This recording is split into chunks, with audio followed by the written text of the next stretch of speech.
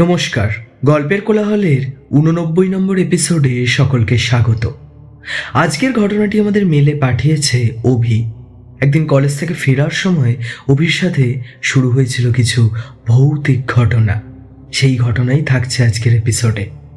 শ্রোতা বন্ধুরা, তোমরাও পাঠাতে পারো নিজের জীবনের এরকম অলৌকিক ঘটনা বা কারোর থেকে কোনো শোনা অলৌকিক ঘটনা খুব সহজেই আমাদের মেল আইডি গল্পের কোলাহল @gmail.com আর আমাদের গল্পের কোলাহল ফেসবুক পেজের ইনবক্সে। নিচে ডেসক্রিপশনেও দেওয়া রয়েছে আমাদের মেল আইডি আর ফেসবুক পেজের লিঙ্ক। আজকের ঘটনাটি কেমন লাগলো কমেন্ট করে জানিও, লাইক শেয়ার করে একটু ভালোবাসা দিও।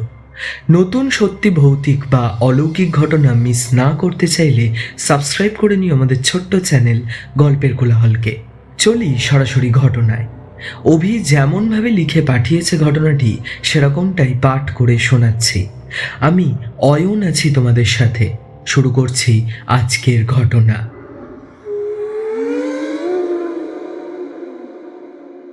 হ্যালো অয়নদা, আশা করি তুমি ভালো আছো এবং সুস্থ আছো। আমি অভি, ঘটনা পাঠাচ্ছি বাগবাজার থেকে। সালটা তখন 2017 সাল। আমি তখন কলেজের সেকেন্ড ইয়ারে পড়ি। কলেজটি ছিল সল্টলেকে। যাতায়াত করতাম কখনো বাসে, আবার বা কখনো অটো করে।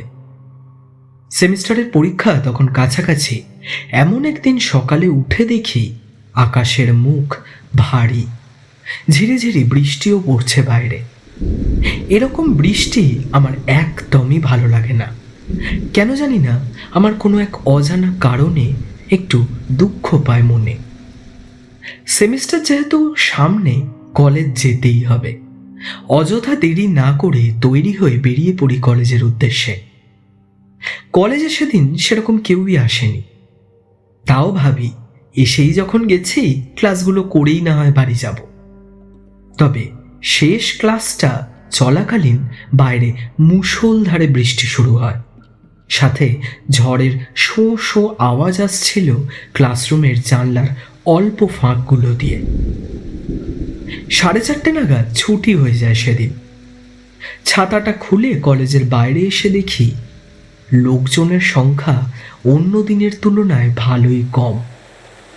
ঝড়ের হাওয়াতে ছাতাটা শক্ত করে ধরে হেঁটে এগোই বাস স্ট্যান্ডের দিকে।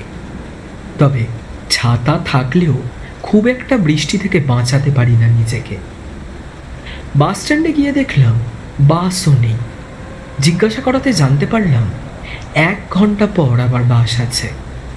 বৃষ্টির জন্য সেদিন বাসের সংখ্যাও কমে গেছিল। কিছুক্ষণ ওখানে দাঁড়িয়ে অপেক্ষা করলাম। তারপর অটো করে ফিরে যাব ভেবে আবার রাস্তা ধরে মোড় মাথাটার দিকে হাঁটা লাগালাম। অটো করে ফিরলে একটা অসুবিধেও ছিল আমার। আমাকে 2টো অটো পাল্টে ফিরতে হবে। তাও এরকম দুর্যোগের দিনে সেটাও ম্যানেজ করে নেব ভাবলাম। মোড় মাথাটায় এসে কোনো অটো পেলাম না। একটু এগিয়ে একটা চায়ের দোকান ছিল। সেখান থেকেই একটা চা নিয়ে একটু অপেক্ষা করছিলাম। ঠিক সেই সময় দেখলাম একটা অটো আসছে। তাড়াতাড়ি চায়ের ভাঁড়টা ফেলে হাত দেখাতেই অটোটা দাঁড়ালো। জিজ্ঞাসা করলাম, উল্টোডাঙা যাবে? অটোর ড্রাইভার ঘাড় নেড়ে আমাকে বসতে বলল পেছনে। ছাতাটা বন্ধ করে পেছনে উঠতে যাব, দেখলাম একটি মেয়ে অটোর পেছনের ডান দিকটায় বসে আছে। আমি আমার মতো উঠে বাঁ দিকের ধারটায় বসলাম। অটোটা চলতে শুরু করলো, তবে একটু বেশি জোরে। সাধারণত অটোওয়ালারা একটু বেশি জোরেই চালায়, তবে সেদিন ওই অটোর স্পিডটা আমার একটু বেশি অতিরিক্ত লাগছিল। কোনো ভাড়া তোলার জন্য দাঁড়ালোও না সেরকম। বেশ অনেকটাই যাওয়ার পর আমার কানে এলো একটা শব্দ আমার ঠিক ডান দিক থেকে, ঠিক যেখানে ওই মেয়েটি বসেছিল। আওয়াজটা ভারী অদ্ভুত, ঠিক যেন দাঁতে দাঁত দিয়ে বারবার যদি ঠোকা হয় সেরকম একটা আওয়াজ। আমি ভাবলাম হয়তো বৃষ্টিতে ভেজার সাথে এরকম হাওয়া চলছে, তাই হয়তো ওনার একটু ঠান্ডা লাগছে। তবে আমার ভাবনা ভুল প্রমাণ হলো কিছুক্ষণ বাদে। আওয়াজটা ক্রমশ তীব্র হতে থাকলো। ইচ্ছাকৃত যেন দাঁতগুলো একে অপরের সাথে ঠুকেই চলেছে। আমি আর চোখে একবার ডান দিকে তাকাই, লক্ষ্য করি মেয়েটির পরনে সালোয়ার থেকে জল পড়ছে। উবু শ্রান্তে যেন ভিজেছেন উনি। অটোর ভেতরে আমার ছাতা থেকেও জল পড়ছিল, তার থেকেও অনেক ঢের গুণ বেশি জল পড়ছে ওনার জামা থেকে। বেশি তাকাই না, আমি আবার ঘাড় ঘুরিয়ে বাইরের দিকেই দেখতে থাকি। কিছুক্ষণ বাদে আমার পাটা বুঝতে পারি যেন জলের তলায় ডুবে গেছে। নিচের দিকে তাকিয়ে অবাক হয়ে যাই। অটোর নিচেটায় যেখানটায় পা রাখা ছিল ওখানটায় অনেকটাই জল জমে গেছে। অটোর ধারগুলো বেশ উঁচু ছিল, প্রায় আমার পায়ের চেটোটা দেখলাম ডুবে গেছে সেই জলে। আমার ছাতাটা দেখলাম তখন আর অত জল পড়ছে না সেটা দিয়ে। আবার পাশের ওই মেয়েটির দিকে তাকাই, দেখি তার সালোয়ার দিয়ে আরো বেশি পরিমাণে জল পড়ছে। কি অস্বাভাবিক ব্যাপার! আমি এবার মেয়েটির মুখের দিকে দেখি। একটু বেশি ফর্সা গায়ের রং, চুলগুলো ভিজে, সেগুলো দিয়েও সিটে জল পড়ছে। সাথে কোনো ব্যাগটাকেও কিছুই নেই। মেয়েটি যেন বুঝতে পারে আমি তার দিকেই দেখছি। কিরকম একটা অদ্ভুতভাবে হেসে ওঠে, দাঁতের কড়কড়ানির শব্দটাও করছিল। তারপর মুখটা ফেরায় ধীরে ধীরে আমার দিকে। তখন যা আমি দেখি, আমার সারা গায়ের জল যেন এমনি শুকিয়ে যায়। মেয়েটির চোখগুলোর জায়গায় দুটো কালো কালো গভীর গর্ত, আর সেই গর্তর ভেতর থেকে যেন দুটো আঙুল বেরিয়ে আছে। নাক বলে কিছুই নেই, আর ঠোঁটটা বিভৎস চওড়া হাঁ করা। তার ভেতরে যেন আরো অনেক অনেক ঠোঁট, ভেতর অব্দি চলে গেছে সেগুলো। আর ওই সব কটা মুখের ওই দাঁতের কড়কড়ানির আওয়াজটাই এতক্ষণ আমি শুনতে পাচ্ছিলাম। ভয় আমি নিজেকে আর রাখতে পারি না, চেঁচাতে যাই। তবে আমি বুঝতে পারি আমার দাঁতে দাঁতে শুধু কড়কড় করে আওয়াজ হচ্ছে, গলা দিয়ে কোনো আওয়াজ বেরোচ্ছে না। নিঃশ্বাসটাও যেন আটকে আসছে আমার। আর ওই মেয়েটি মুখটা হাঁ করে ক্রমশ এগিয়ে আসে আমার দিকে। হাতগুলো দেখি পুরো সাদা ফ্যাকাশে আর কুঁচকে গেছে, যেন অনেকক্ষণ জলের তলায় ছিল। আমি জ্ঞান হারিয়েছিলাম কখন জানি না। অটোর ড্রাইভারের ঠেলাতে আমার জ্ঞানটা ফেরে।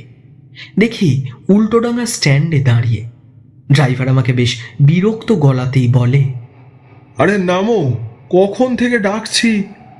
আমি উঠে একবার তাকাই ডান দিকে, দেখি সেখানে কোনো মেয়ে নেই।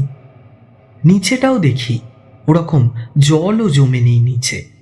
আমি নেমে ভাড়া দিতে দিতে অটোওয়ালাকে জিজ্ঞাসা করি, দাদা বলছি পেছনে যে মেয়েটি বসেছিল উনি কোথায় নামলো? অটোওয়ালা পয়সা ফেরত দিতে দিতে আমার দিকে অবাক চোখে তাকায়, তারপর বলে, কিছু খেয়েছো নাকি? তোমাকেই তো নিয়ে এলাম, এই ঝড় বৃষ্টি তার ভাড়া পেলাম কোথায়? তারপর আবার ঘুমিয়ে আমার আবার দেরি করিয়ে দিলে। বলে উনি একটু বিরক্ত হয়েই যেন অটোটা নিয়ে এগিয়ে গেল। তখন বৃষ্টির পরিমাণটা অনেকটাই কমেছিল। ঝিরিঝিরি করে ধুলোর মতো বৃষ্টি পড়ছিল। হাওয়ার দাপটটা তখনও ছিল অল্প বেশি। একটু এগিয়েই আর একটা অটো করে আমি বাড়ি ফিরি। তবে আমাকে সেই মেয়েটির কথা খুব ভাবায়। এতটা ভুল আমি দেখেছিলাম। আমি কোনো নেশাও করি না, আর পর্যাপ্ত পরিমাণেই আমি ঘুমিয়েছিলাম। তাহলে এরকম ঘুমিয়ে পড়ারও আমার কথা নয়। আর এরকম অসময় বা বাস অটোতে আমি ঘুমোই না। ভাবতে ভাবতে আমি বাড়ি ফিরি। বাড়িতে বাবা মাকে কিছুই জানাই না। রাত্রিরে শোয়ার আগে আমার একটি কলেজের বন্ধুকে ফোন করে সবটা বলি। ও শুনে তুড়ি মেরে উড়িয়ে দেয় ব্যাপারটা। সব কথার শেষে যখন সৌরাধ্য ফোনটা কাটবে, তার ঠিক আগে আমার কানে আসে সেই দাঁত কড়াকড়ানির শব্দ, ওই এক আওয়াজ যেটা আমি অটোতে শুনেছিলাম। ও কেটে দেয় ফোনটা। আমি সঙ্গে সঙ্গে ওকে আবার ফোন করি। ও ধরে। আমি জিজ্ঞাসা করি, ও কি দাঁত দিয়ে কোনো আওয়াজ করলেই মাত্র? ও বলে, কই না তো।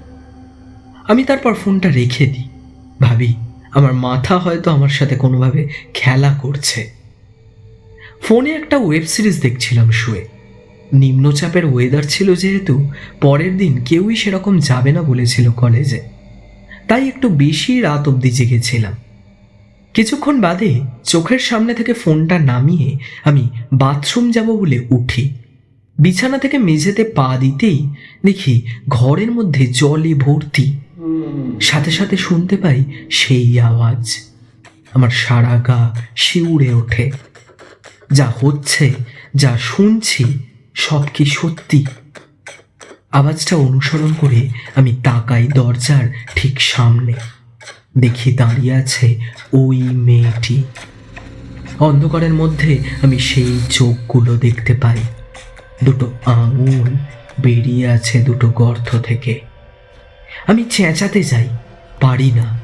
আমার দাঁতে দাঁত লেগে সেই আওয়াজটাই বেরোয়। দম বন্ধ লাগে আমার। আমার ঘরের পাশেই ছিল বাবা মায়ের ঘর।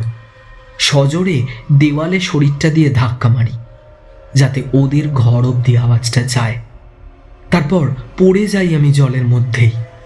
বাইরে থেকে একটু মৃদু আলো আসছিল ঘরের মধ্যে। সেই আলোতেই জলে নিজের মুখটা আবছা দেখতে পাই আমি। আমার মুখটাও কি বিভৎস তখন। আমার চোখগুলো ওই একই রকম কালো গর্ত, আর সেখান থেকে বেরিয়ে আছে দুটো আঙুল। আমার চোখটায় হাত দিয়ে দেখতে চাই। চোখের ভেতরের ওই আঙুলের ছোঁয়াটা আমার আঙুলে লাগে। ঠান্ডা স্পর্শ পাই আমি। সাথে সাথে আমার মাথায় কি প্রচণ্ড যন্ত্রণা শুরু হয়। আমি লক্ষ্য করি ওই জলটা হালকা কেঁপে ওঠে। চোখটা ঝাপসা হয়ে যাচ্ছিল আমার। দেখলাম ওই মেয়েটি প্রায় ছুটে দরজার সামনে থেকে আমার কাছে এসে আমাকে ধরে, ঝাঁকুনি দেয় আমাকে বেশ অনেকবার। তারপর আমার চোখটা ঠিক হয়। আমি দেখি ওটা আমার বাবা আমাকে ঝাঁকাচ্ছে। তারপর মা আসে সঙ্গে সঙ্গে, ঘরের আলো জ্বালায়। আমি দেখি মেঝেতে বসে আছি। চোখ দিয়ে আমার অঝরে জল পড়ছে, কেন সেটা জানি না। আমাকে বাবা মা ধরে খাটে বসায়। সোজা আলমারির আয়নায় নিজের মুখটা দেখি, একদমই স্বাভাবিক। ভয়ে তখন আমার হাত পা কাঁপছিল। একটু স্থির হয়ে আমি বাবা মাকে কলেজ থেকে ফেরার সময় অটোর ঘটনাটা বলি। তারপর বলি ওই ঘরেও আমি এরকম দেখছিলাম। ওরা সব শুনে একে অপরের দিকে তাকিয়ে তারপর আমাকে বলে বাবা মায়ের ঘরে সেদিন শুতে। পরের দিন সকালে ঘুম থেকে উঠে দেখি বাড়িতে জেঠু আর ঠাকুর দাদা এসেছে। বাবা সকালেই ওদের খবর দিয়েছিল। জেঠু ঠাকুরদা দুজনেই আমার থেকে পুরো ঘটনাটা শোনে। তারপর ঠাকুরদা আমাকে একটা প্রশ্ন করে, জিজ্ঞাসা করে আমি কি কোথাও থুতু ফেলেছিলাম বা টয়লেট করেছিলাম কলেজ থেকে বেরিয়ে। আমার মনে পড়ে, হ্যাঁ, টয়লেট করিনি, তবে থুতু ফেলেছিলাম। যখন চাটা খাচ্ছিলাম দেখলাম অটো আসছে, তাড়াতাড়ি চাটা শেষ করি।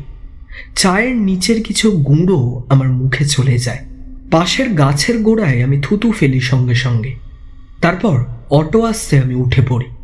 শুনে দাদু বলে ওটা কারুর গায়ে পড়েছিল, এমন কেউ যার শরীর নেই, যাদের আমরা অশরীরী বলে থাকি। আমার বাবা আর জেঠু জিজ্ঞাসা করে এসব থেকে বেরোনোর উপায়। ঠাকুরদা আমাকে বলে সেই চায়ের দোকানের জায়গাটায় নিয়ে যেতে। আমি, ঠাকুরদা আর বাবা জেঠু চারজনেই যাই। ওই গাছটা আমি দেখাই। গাছের সামনে গিয়ে ঠাকুরদা বলে ওই গাছটি নিম গাছ। তারপর গাছ থেকে কিছু পাতা তুলে ঠাকুরদা বাড়ি চলে আসে আমাদের সাথেই। সন্ধে নাগাদ ঠাকুরদা বলে সব বাড়ির দরজা জানলা বন্ধ করে দিতে। আমরা তাই করি। তারপর গ্যাসটা জ্বালায়। তার উপরে দেয় কিছু শুকনো লঙ্কা, আর তার উপরে দেয় ওই নিম পাতাগুলো যেগুলো দাদু তুলে এনেছিল। আমি স্পষ্ট শুনতে পাচ্ছিলাম ওই দাঁত কড়কড়ানির শব্দটা যেন গোটা বাড়িতে ঘুরছিল। শুকনো লঙ্কার ওই ধোঁয়াতে চোখ জ্বালা করছিল সবার, শুধু আমার বাদে। যখন পুরোটা পুড়ে গেল তখন রান্নাঘরের পাশের একটা জানলা দমাস করে খুলে যায় আপনা থেকেই। তারপর আমি আর ওই আওয়াজটা শুনতে পাই না। আমার চোখটাও জ্বালা করা শুরু করে ধোঁয়াতে। ঠাকুরদা বলে আর কোনো ভয় নেই। এরপর থেকে সবকিছুই স্বাভাবিক হয়ে যায়, আর ওই মেয়েটির দেখা আমি আর পাইনি। তবে কিছু জিনিস এখনো অবধি আমার সাথে হয় যেগুলো আমি বাড়িতে জানানোর সাহস পাই না। যেমন মাঝে মাঝে কোনো কাজ করছি বা কিছু করছি, হঠাৎ করেই আমি শুনতে পাই সেই দাঁত কড়কড়ানির আওয়াজ, আর ঠিক সেই সময় আমার চোখ দিয়ে খুব জল বেরোতে থাকে। আবার সকালবেলায় ঘুম থেকে উঠে যখন ব্রাশ করি, আয়নার ভেতরে আমার নিজের সেই ভয়াবহ মুখটা দেখতে পাই। আমার চোখগুলো কালো গর্ত, আর তার মধ্যে দিয়ে বেরিয়ে আছে দুটো আঙুল।